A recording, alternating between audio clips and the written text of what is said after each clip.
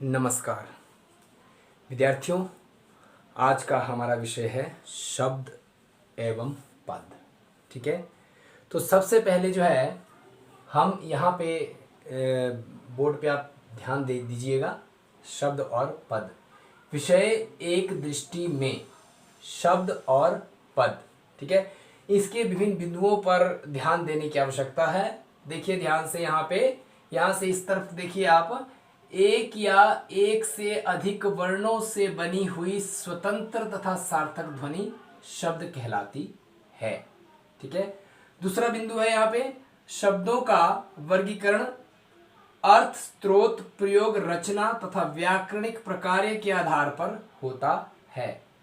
तृतीय बिंदु में आते हैं हम यहाँ पे, स्रोत के आधार पर तत्सम, तद्भव, देशी, विदेशी व संकर शब्द, रचना के आधार पर मूल और व्युत्पन्न, प्रयोग के आधार पर सामान्य व परिभाषिक, व्याकरणिक प्रकार के आधार पर विकारी, अविकारी और अर्थ के आधार पर जो है वो शब्द के अनेक, जैसे कि श्रुति सम भिन्नार्थक शब्द, एकार्थी शब्द, अनेकार्थी शब्द, विलोम शब्द आदि जो है वह अर्थ के आधार पे होते हैं।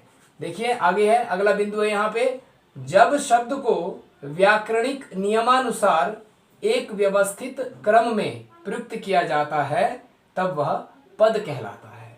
और लास्ट बिंदु जो है हमारे सामने है, विकारी शब्द वे शब्द हैं जो लिंग, पुरुष, वचन आदि के अनुसार परिवर्तित हो जाते हैं और जो परिवर्तित नहीं होते उन्हें अविकारी शब्द कहते हैं। तो ठीक है, यानी कि शब्द और पद के विषय में जब हम चर्चा करते हैं तो हमें जो है वह सब प्रथम इन 5 बिंदुओं पर जो है वो ध्यान देने की आवश्यकता है। शब्द और पद ये दोनों जो है वह एक दूसरे के पूरक हैं, परंतु इनमें फिर भी बहुत अधिक अंतर माना जाता है। ठीक है, तो देखिए अंतर, जहाँ शब्द जो है, शब्द का अपना स्वतंत्र अस्तित्व होता है, ठीक है, और वह सार्थक होता है, वहीं जो है वो पद जो है वो व्याकरण के नियमों के अनुसार जो है एक व्यवस्थित समूह में बंधा होता है। ठीक है, तो आइए अब हम शब्द को विस्तार पूर्वक से जो है वो समझने की कोशिश करते हैं आज की इस ऑनलाइन श्रृंखला में, ऑनलाइन कक्षा की श्रृंखला में। ठीक है, तो देखिए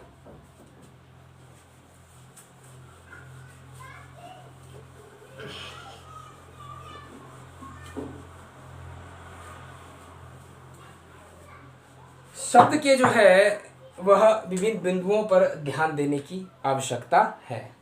ठीक है, शब्द,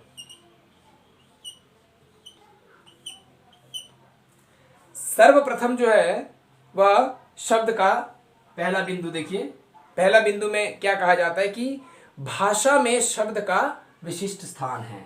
ठीक है, भाषा में शब्द का विशिष्ट स्थान है।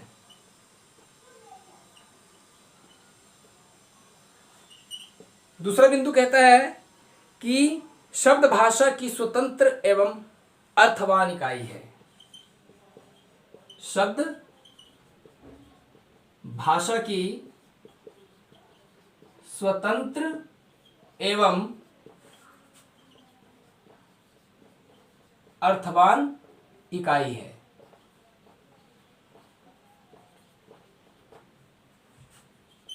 तीसरे बिंदु पे हम आते हैं।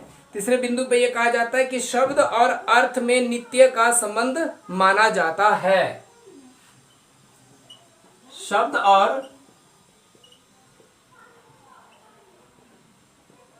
अर्थ में नित्य का संबंध माना जाता है।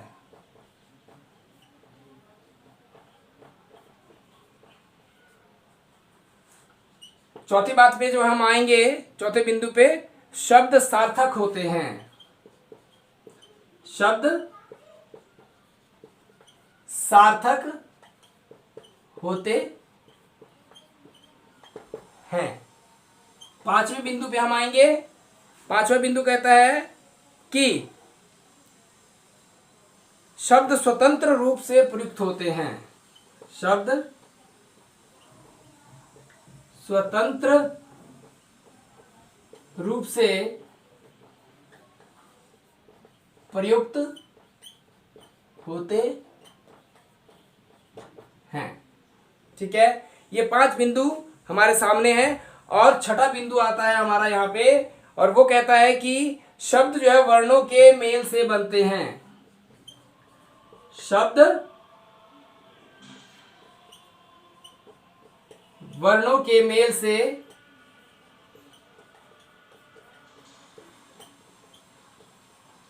बनते हैं। ठीक है, ये 6 बिंदु हमारे सामने जो है शब्द को प्रदर्शित करते हैं। इनको समझने की आवश्यकता है। भाषा में शब्द का विशिष्ट स्थान है। ठीक है, क्योंकि बिना शब्द के भाषा की कल्पना भी नहीं की जा सकती, पहली बात है। दूसरी बात, शब्द जो है भाषा की स्वतंत्र एवं अर्थवान इकाई है। यानी कि शब्द जो है वो भाषा की स्वतंत्र, अपने आप में स्वतंत्र और अर्थवान इकाई, यानी कि वो अर्थ के साथ है। ठीक है, यानी कि कोई भी शब्द अगर हमारे समक्ष आता है तो उसका एक निश्चित अर्थ होता है। ठीक है, बिना अर्थ के शब्द जो है वो निरर्थक माने जाते हैं। वह भाषा या शब्द की श्रेणी, भाषा में शब्द की श्रेणी में वह नहीं आते। ठीक है, शब्द और अर्थ में नित्य का संबंध होता है। शब्द अगर शब्द होगा तो उसका अर्थ भी होगा।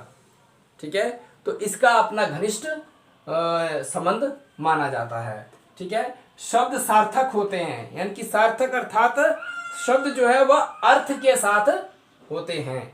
ठीक है, बिना अर्थ के शब्द जो है वह निरर्थक शब्द माने जाते हैं।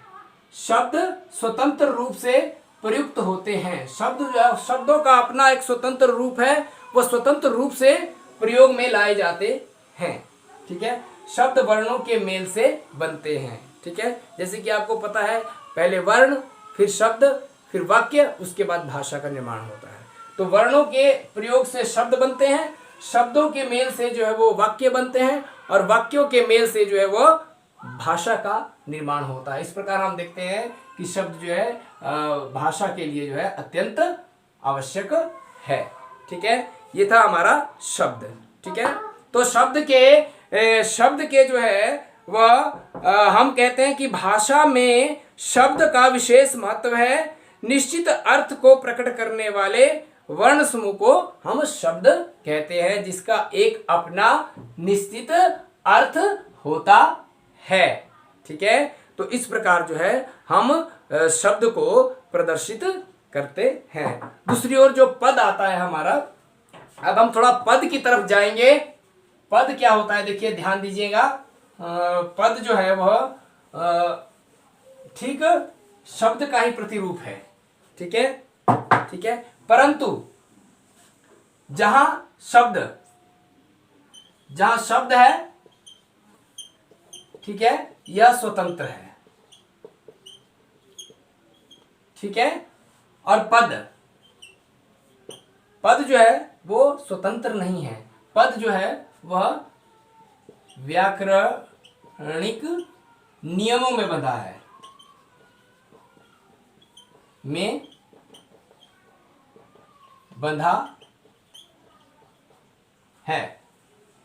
ठीक है, शब्द स्वतंत्र है, पद व्याकरणिक नियमों में बंधा है। जैसे कि देखिए, हम एक कमल शब्द लेते हैं, कमल। ठीक है, यह एक शब्द है। ठीक है, जब हम इसी कमल को वाक्य में प्रयोग करते हैं, कि तालाब में कमल खिला है। ठीक है, तो देखिए कमल यहां पे भी प्रयोग में लाया गया। तो जब यही कमल जो है, कमल बोलने से जो है हमें एक फूल का आभास होता है कि एक ऐसा फूल है जो तालाब में खिला है। ठीक है ना, तालाब में खिलता है, कीचड़ में खिलता है, ठीक है। तो वही जो है वही जो है शब्द बन गया, क्योंकि इसका एक सार्थक एक अर्थ है, इसलिए कमल एक शब्द बन गया। ठीक है। अब इसी शब्द को हम जब व्याकरणिक नियमों में जो है वो एक वाक्य में बांध दिया, यानी कि तालाब में कमल खिला है, तो यही कमल जो है वो क्या बन गया यहाँ वाक्य में, पद बन गया। ठीक है।